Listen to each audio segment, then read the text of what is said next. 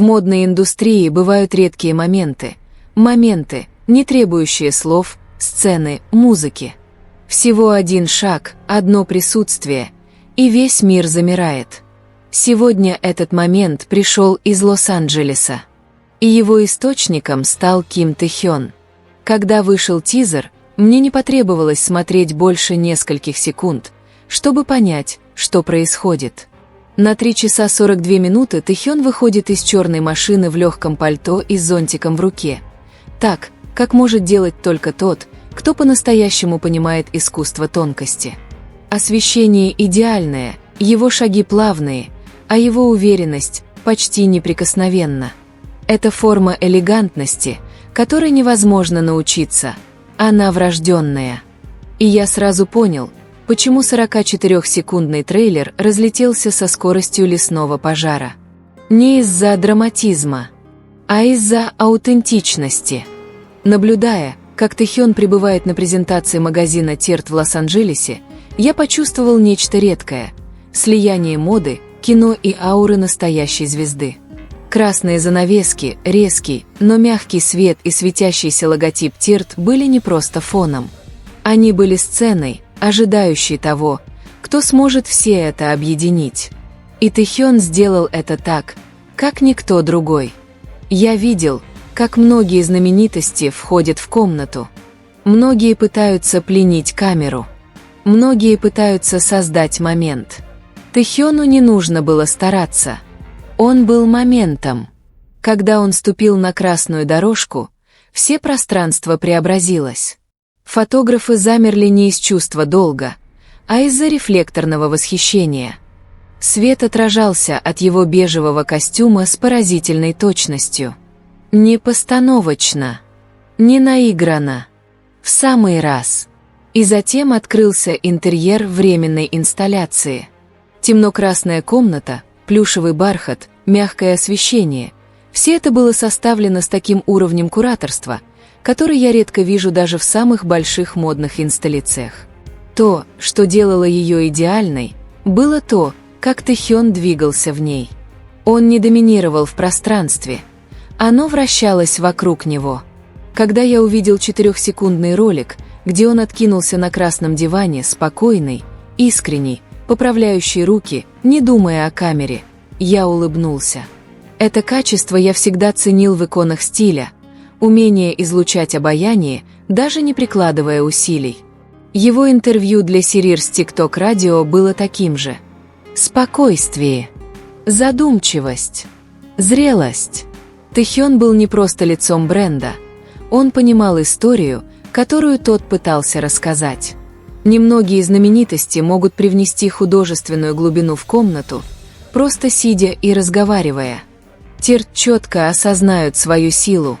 Они создали не просто временную витрину, а чувственный опыт, основанный на эстетике Тэ-хёна, драматичные красные тона, теплый свет, элегантные текстуры, личное взаимодействие и музыка, окутывающее пространство, словно тонкий аромат. Наблюдая за реакцией фанатов по всему миру, я понял одно – Тэ-хён не просто вернулся из армии.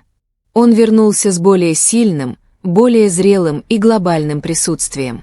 Есть артисты, которых любят за их работу. Есть знаменитости, которые известны своим статусом. Тэ-хён и то, и другое, и даже больше.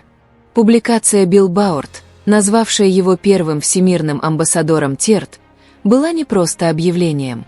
Это было подтверждением его позиции. И это позиция, которую он заслуживает. Как человек, десятилетиями наблюдавший за изменениями в индустрии, я могу с уверенностью сказать, есть те, кто приходит в моду и оставляет след, но есть и те, кто меняет ее орбиту. Тэ-хён попадает во вторую категорию. Спокойная уверенность, неподражаемая харизма, острая как бритва эстетика и способность остановить мир одним шагом – вот суть иконы. Лос-Анджелес видел это. Мир видит это сейчас. И я, Анна Винтур, могу сказать только одно – Тэ-хён не просто вернулся. Он только начинает. В жизни художника много моментов, но лишь немногие из них знаменуют собой переломный момент в карьере.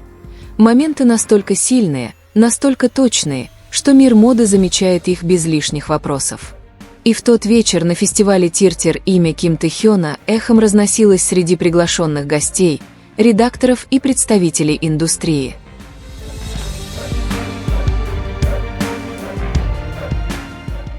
Но то, что выделяло это мероприятие, было не ревом камер или ликованием фанатов, а комментарием той, кто редко хвалит без причины, Анны Вентур.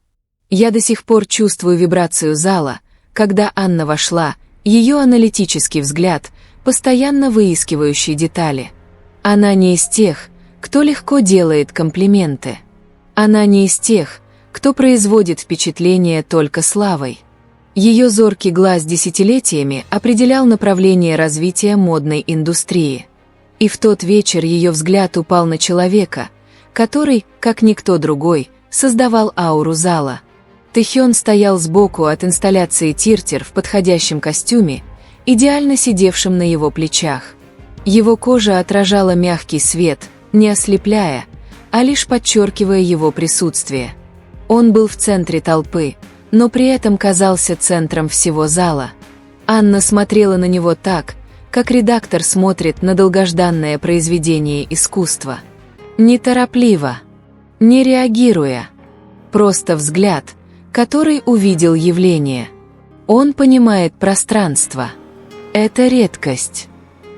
Это была ее первая фраза, произнесенная тихо, но достаточно, чтобы 2-3 человека рядом заметили, что-то происходит. Такая похвала не была случайным комментарием. Это была форма признания. Ведь для Анны эстетика – это не только одежда. Это образ жизни. И Тэхён присутствовал почти кинематографично. Во время мероприятия многие знаменитости подходили, садились, позировали и уходили. Но Тэхён был другим. Он не просто присутствовал, он создавал атмосферу. То, как он прикасался к продуктам, рассматривал инсталляции, даже проходил мимо камер, все это создавало нежный ритм, заставляющий зал замедлять свое время. Анна сделала второй комментарий, глядя на быстрые снимки штатных фотографов Тиртер. Он не играет перед камерой. Камера играет перед ним. Такая высокая оценка шокировала редакторов вокруг него. Мало кто из молодых людей мог вызвать у нее такой отклик. Но Тэхён, при всей своей собранности и самообладании, сделал это, даже не осознавая этого. Был один момент, который стал центром обсуждения.